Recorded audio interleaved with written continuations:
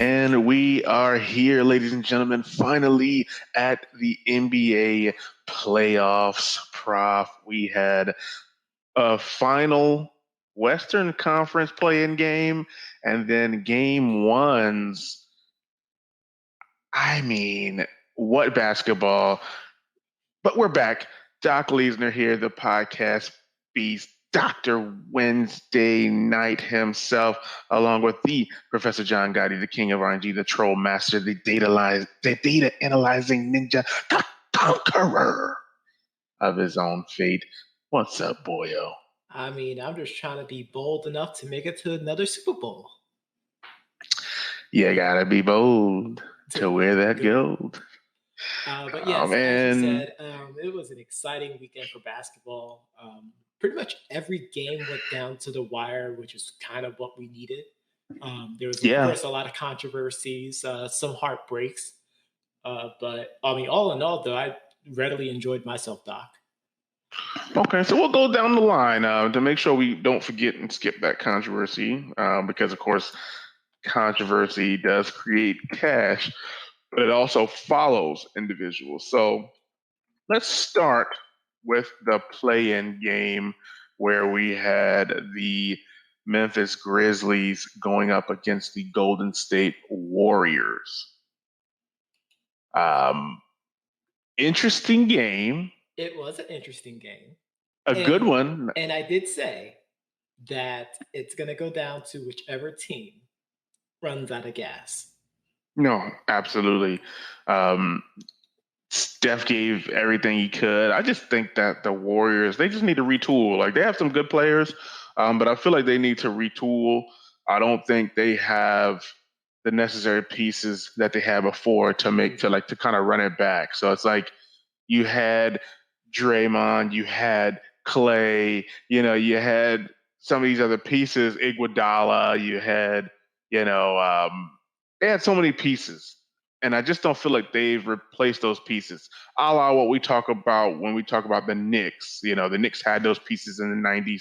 They failed to replace them up until now. And you kind of see those replacements coming into the fold, but we're going to get there. But I feel like the Warriors are missing those pieces. And I wanted to hear your opinion of this because I know this is something that you always have a major issue with. It was a quick post that I saw on Facebook of Damian Lillard, who, I don't know if it was last year or the year before last, they were the 8th seed in the playoffs. Mm-hmm. He was averaging 30 points a game, but the media, I'll say, was saying that he couldn't be an MVP candidate because his team was the 8th seed. Yet, here we are in a play-in game, and one of the top candidates is not in the 8th seed. They're playing into the playoffs. So I wanted to get your thoughts on the difference between Steph Curry here in this situation and Dame Lillard, and why they would choose Steph's, I guess, reign as candidate over Dame's a year or two ago. It's kind of weird. It's all about popularity. I mean, come on. And I feel like Dame has popularity, maybe not up to Steph's level, but he's pretty dang popular. It's not about the name itself, because I'm not going to sit there and disrespect Dame Lillard. Yeah, you can't disrespect Dame. What he's contributed to the game of basketball is... Wow, that was his popularity coming through. I'm sorry. Hilarious. Yeah, I don't even know what happened. The crowd just went wild. Last episode, this whole thing with Steph Curry becoming an MVP candidate was because of this latest stretch of games. It really hasn't been a full body of work over the season. No disrespect to him. But now they're not even in the playoffs. Right. But he's still a candidate. Right. And it's like there's no to what we talked about with the Russell Westbrook MVP case when he won MVP as the 6th seed. Right. This is true. That's my opinion. No, that's a dang good opinion. I think I mean, honestly, there's nothing really I can say. Like, I saw it to be interesting. Of course, you think about the now, you don't think about like the yesterday. So I would have never been like, hey, I can't believe, Steph's in it and Dame wasn't, because I always say it's about the points, but in that situation, it wasn't about the points. They changed it to something completely different. Because every single year, every every criteria for MVP changes. Some years it's about who scored the most points. Well, we already have a title for that. Right. Maybe it's about who actually helped contribute the most to their team and made them better, which is essentially what the MVP should stand for. Absolutely, and I can agree with that. It could be you're the best player on the top 2 seed in your particular conference. That has happened. Yeah, as well. It's definitely weird the way they do it. Like, it's one of the most. It's so there's no consistency, which is a recurring theme. Consistency in the NBA has been missing for a long time. No, absolutely. But I mean, I definitely wanted to just get your input on that because it seems like the rules, some rules apply to some don't apply to others, and then some stipulations apply to some stipulations apply to others. And of course, that brings me to our second topic here, which I know you were chopping at the bits to kind of talk about this one, and that's LeBron James breaking the NBA kind of, I guess, health protocol or the COVID protocol by attending an event that I guess would be considered, we'll just say, non-sanctioned visit. But him not being suspended for this violation as opposed to what happened in the bubble last season.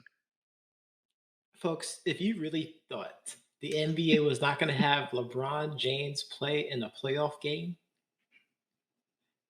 I don't know. It actually would have been perfect. I don't know what you've been consuming, but I don't want any of that. It would have been perfect, though, if he didn't play in this game yesterday.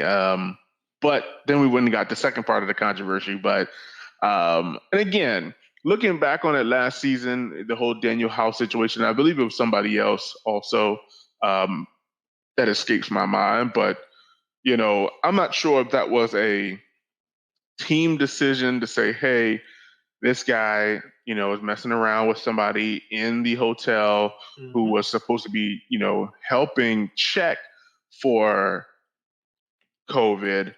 But here we are. He's actually now engaging into intermarital affairs, blah, blah, blah. But I didn't know if the team sent him home or the NBA sent him home. But we had the same thing during the season this year, where people who violate COVID protocols were suspended. Right. But I'm sure they'll come up with some excuse as to why LeBron wasn't suspended. But I know the one thing you don't want is to come out like, oh my God, the Lakers only lost because LeBron was suspended. Because that's what it's gearing up. Then you're going to give the Suns, who genuinely played a great game yesterday, you're going to give them that asterisk, and they don't deserve that. Oh, please. They're giving them an asterisk for the first game anyway. You kidding me? This is the first time I've ever seen a 7 seed being heavily favored over a 2 seed. Well, let's go over that. I mean, we might as well just jump to this game first because I want to hear why this asterisk is coming up. As I didn't see anything remotely that, should have been given to the Lakers. Like, I don't see any reason why they should be given anything. Because they're the Lakers. And I don't care. They're a big market team. And their fan base is like X percentage of all fan bases in the league around the world. And yeah, well, they couldn't have been happy with what they saw. James and AD on their squad. And they also have fan favorite Alec Caruso on the team too. So that boy MVP. That boy's MVP candidate. I'm surprised he's not on there. But when you think about it, though, they are the 7th seed, so they couldn't have been that good. And I don't want to hear about this freaking injury that LeBron had because, they still have a pretty good chunk of the team. And a lot of their players, you have ex-6 Man of the Year award winners. You have Defensive Player of the Year candidates and award winners. You have, I mean, all-star galore, freaking monsters, pretty much. So I'm not really trying to hear that. There's really no excuse. No, Honestly, I'm thinking that it's going to come down to the coaching, which is what I initially said. I feel like, you could see the Lakers get out coached potentially. So we'll have to wait and see. This is the swan song for Kyle Kuzma. And I don't think that's right. See, that is just not right. I don't understand why Kyle Kuzma would get any raps about it because he's playing his role. I don't feel like Kyle Kuzma should get the blame or any blame for it. Honestly, they just got beat yesterday. And when Chris Paul went down with his injury, I was like, oh my God, here's this hamstring all over again. Like I had flashbacks of Houston because they can win this series. They have the tools to win. And once that shoulder injury, I was like, oh, this is unbelievable. But let's get back to that controversial part with LeBron taking the dive, falling on, he was just getting boxed out, first of all. Let's go through it. Shoots a free throw. Yep. He's getting boxed out by Chris Paul. He stumbles or rumbles to the right, falls on the shoulder. LeBron over Chris Paul. Caruso and Cameron Artis-Payne go for the rebound. I will say Cameron Artis-Payne did give Caruso a little bit of a shove. I thought that was okay. Yeah, that was fine. They was kind of fighting for the ball a little bit. He probably would have got called for a common foul right there, if anything. Then out of nowhere, I mean, absolute nowhere, probably like 5 to 6 seconds later, Montrezl Harrell comes in like almost gores Cameron Artis-Payne. Yes. And like I had terrible flashbacks of the Kurt Washington situation. Yeah. And I even told you at the time when it happened, I'm like, this is like a Cameron Washington thing happening. But then Cameron Artis-Payne kind of flops a little bit. Even still, it doesn't matter. Someone who wasn't even part of it ran right. It doesn't matter. Like right there would have escalated it even further. Right. Which it did. Right, it did. So then the referee comes, they watch the video. Somehow they come up with the grand scheme to throw Cameron Artis-Payne out of the game, slap him with 2 immediate techs, and then slap, Caruso and Harrell with a tech, 1 apiece. And I'm like, that kind of doesn't make any sense, but I understand this is the person that started it, and you want to get rid of the person that started it. I understand completely. Meanwhile, but he didn't start it though. That's the craziest part. Well, I would say that if you look at it, he would have started it with the initial push, which I would have said would have been a common foul. But then there's a reaction. Pushing was against the rules in basketball. No, it was a little aggressive, bro. Okay. It was a little aggressive, man. It was actually unwarranted. Actually, also. They get Caruso the LeBron treatment. I don't think so. Like I said, I'm not a homer. I'm not a homer. I'm looking at it from an unbiased standpoint. I'm looking at it as somebody who knows how these officials think now a little bit. Well, I mean, and I'm not saying we don't know what the referees are thinking. We're essentially just adding gesture towards. No, and like I said, the push. Like I said, if it was just like 2 guys just jockeying for position and he throws a shoulder in or something, but it was pretty unwarranted. He kind of had the ball already and kind of, Caruso out of the way. So it was kind of excessive. I don't know what the second tech part was for. Maybe it was something that he said. It doesn't matter.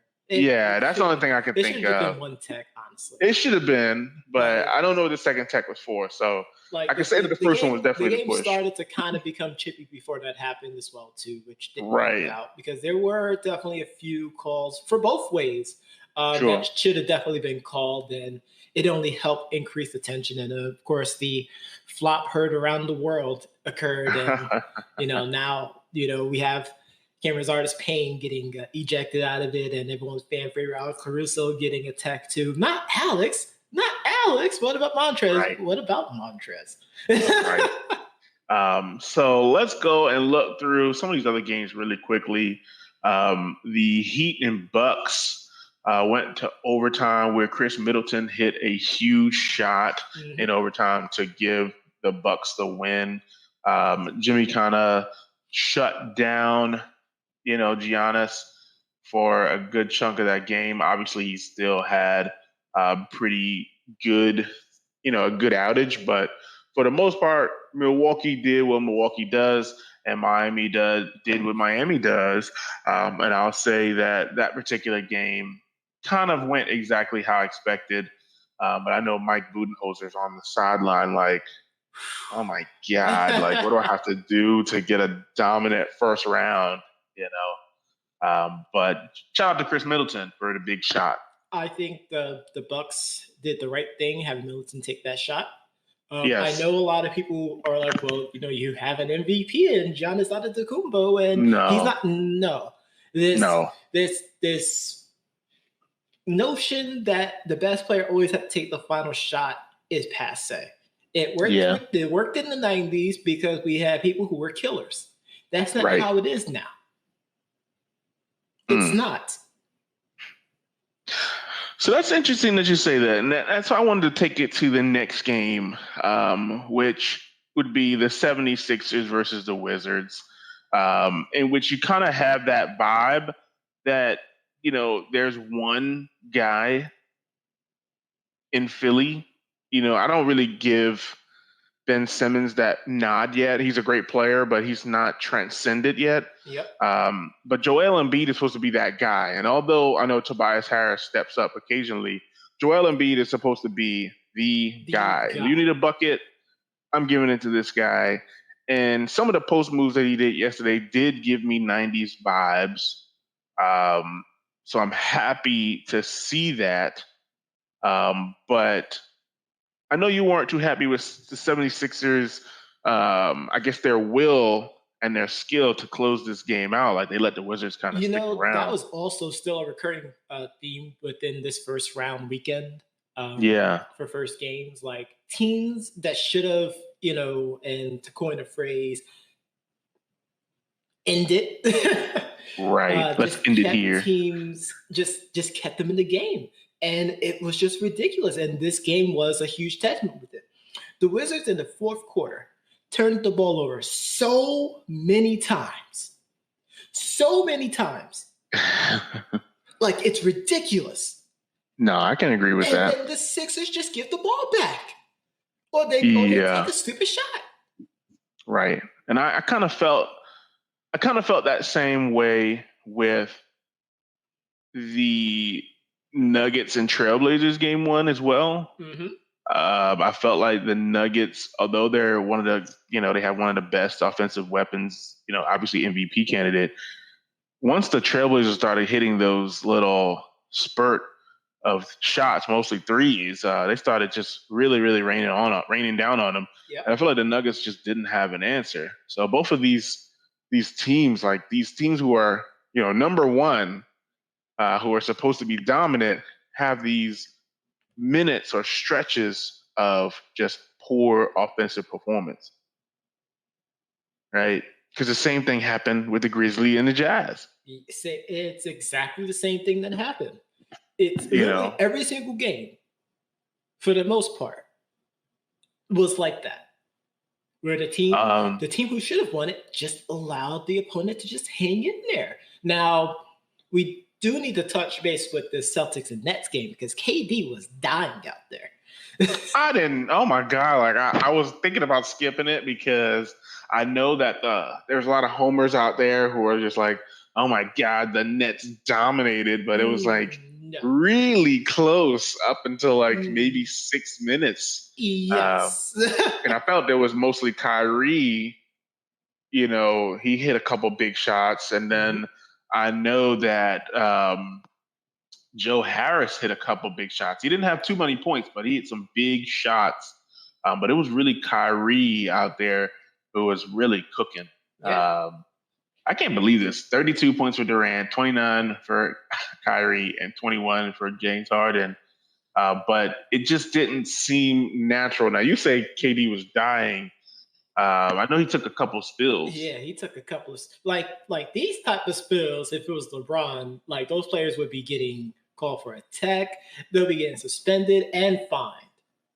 Now, what did you think about that foul where he fell on Tatum's leg? Think about it. When he took that one spill and landed on his left arm. Sure. It was exactly the same thing that happened with LeBron. No, it wasn't. It was completely different. He had his legs cut out from under him.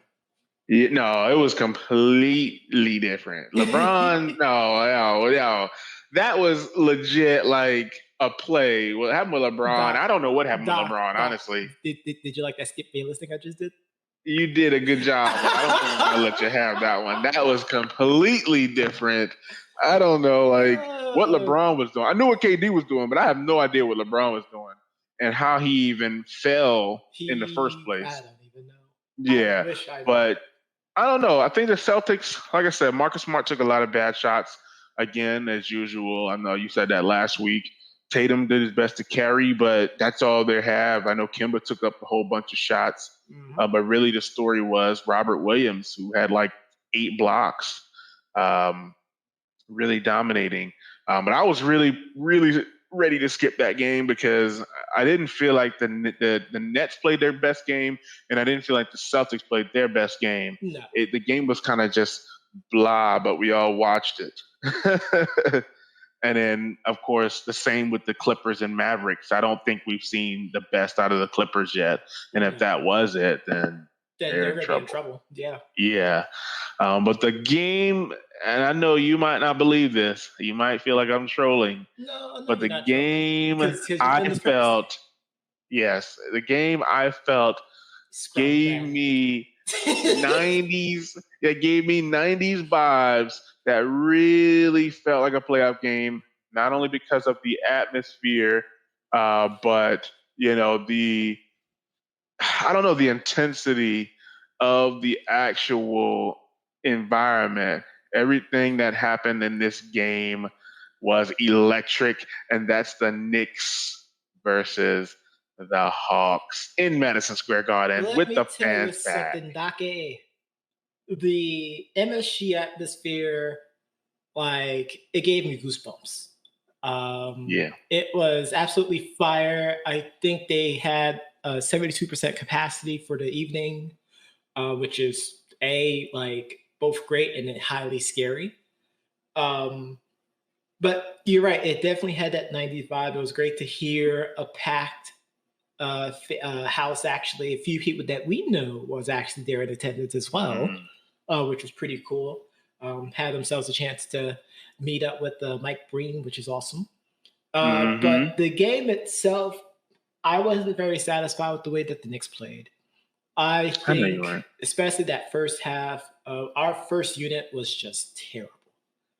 Yeah. Our bench literally kept us in the game. Otherwise, this would have been a complete blowout. But I mean, wouldn't you say that that's pretty much the whole season, though?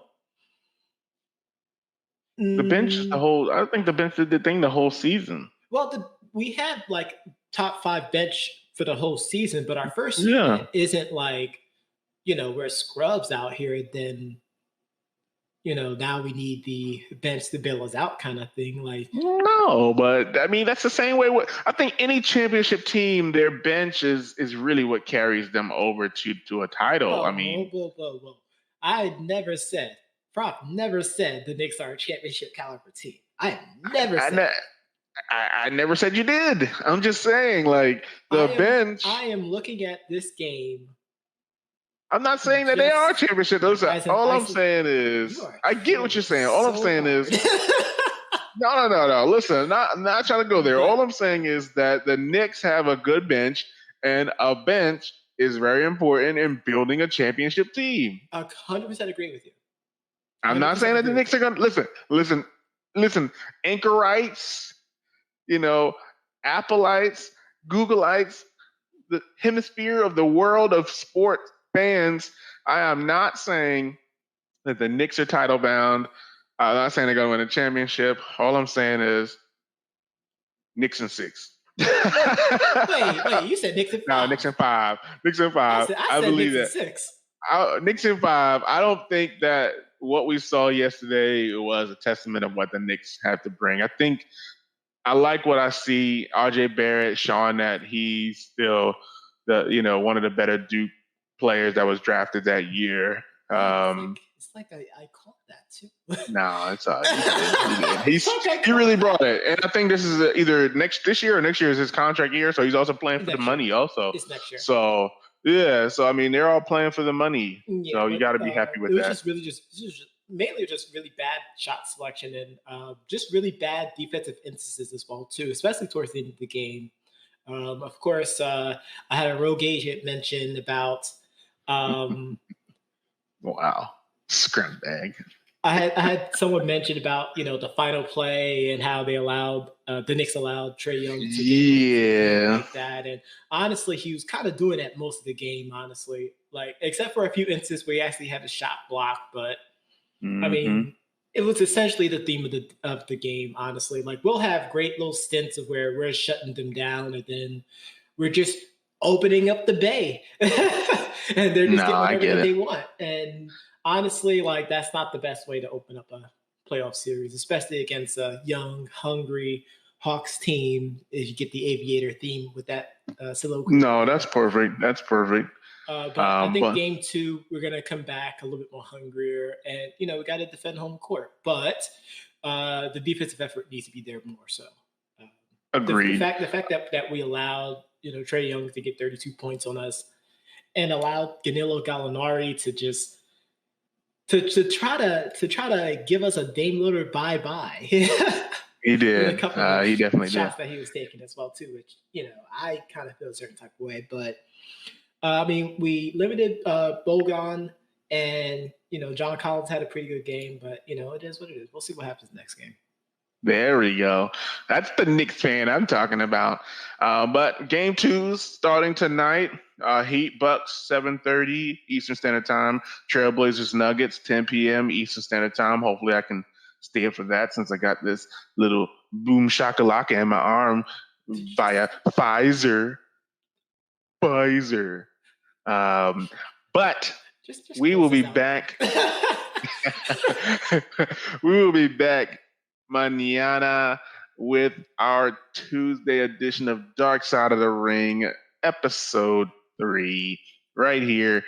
Be sure to tune in tomorrow. That's going to be a fun episode. But catch us every day at 4 p.m. Eastern Standard Time on your favorite podcast platform or on our website at debateamongstfriends.com. And be sure to tune in tomorrow for more news, more analysis, and the reads.